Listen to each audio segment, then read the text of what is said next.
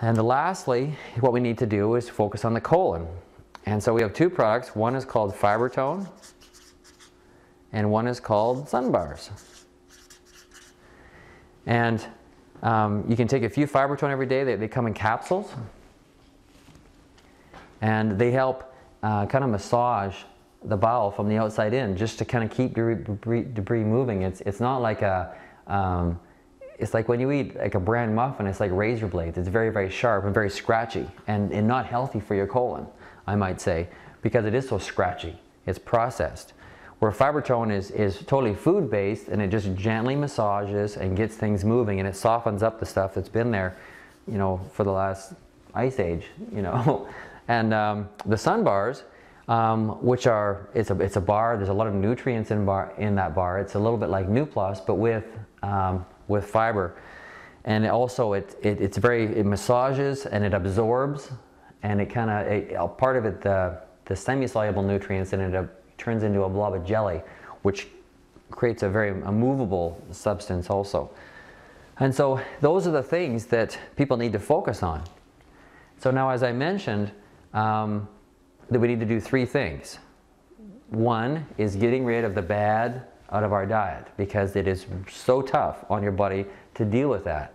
And it's so tough on your immune system to deal with the sugar and your nervous system, same as alcohol. And many of these things are damaging to many systems of your body.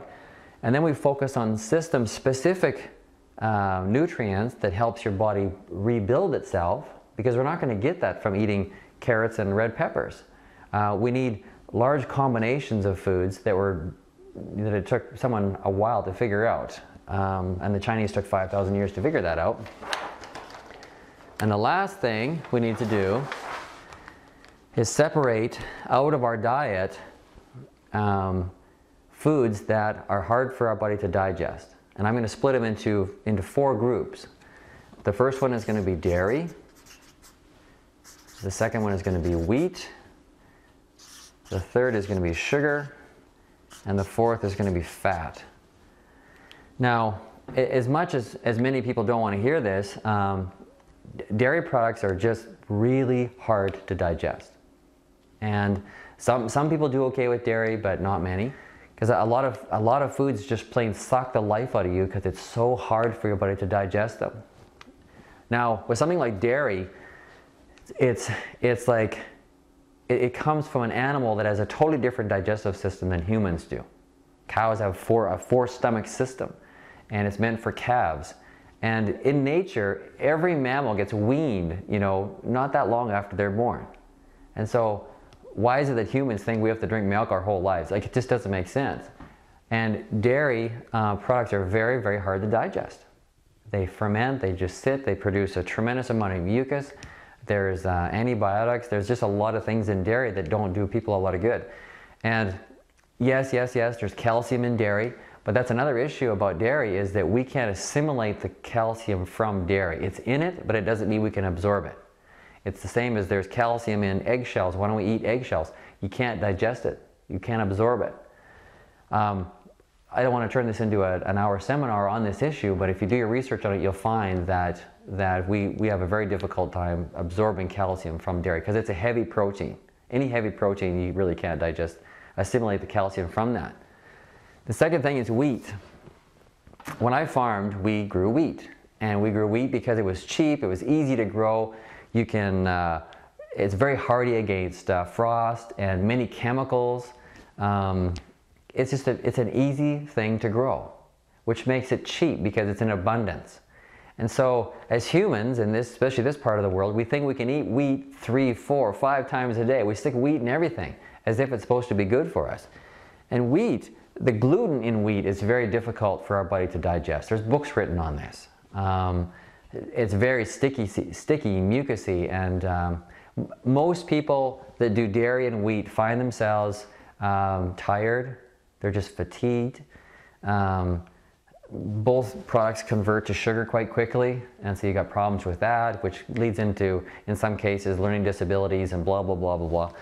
But overall, they're just really tough to digest, and they'll leave you tired and just kind of flat all the time. Sugar, It's tough on your immune system. It leaves you tired all the time because you wind up going through that all day long. People go in from their sugar fix and then they're tired and then they eat more sugar and they go through that all day and they're just worn right out by the end of the day.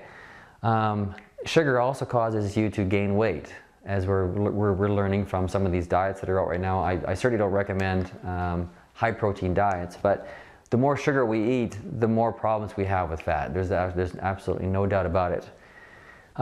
Fruit is great, but lots of fruit juice, and most people are just always have snacks in their diet. They have no idea how much sugar they have in their diet every day. It's just a constant barrage of it. And then the fat, and most of the fat we get, of course, comes from our junk foods and your heavy meats.